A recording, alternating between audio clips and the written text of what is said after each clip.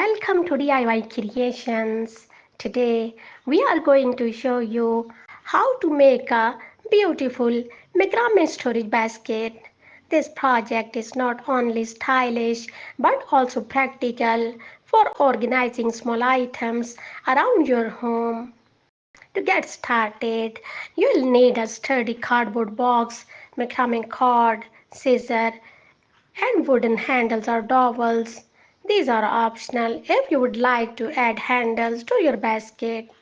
You can also use hot glue and fabric for lining the inside of the box, though that's entirely optional.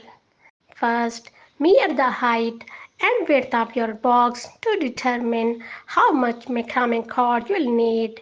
Once you have your measurements, cut several long pieces of cord. Make sure you have enough length to cover the box and create knots for the pattern. Now, begin by attaching the cord to the base of the box. You can either glue the end or tie it securely. Once the cord is attached, start weaving the cord around the box in a pattern. One popular option is to use a simple square knot, which will create a clean woven look.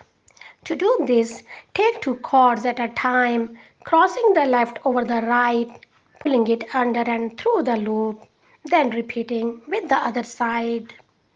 Continue weaving the cord around the entire box, working your way from the bottom to the top.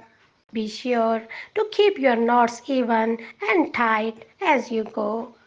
If you want to add handles, you can attach wooden dowels or handles to the top edges of the basket. Simply thread the macrame cord through the handles and secure them tightly. Once you have reached the top of the box and are satisfied with the pattern, tuck or glue the end of the cord inside to finish it off. If you are using fabric, line the inside of the box for a polished look. And now, your macrame storage basket is ready.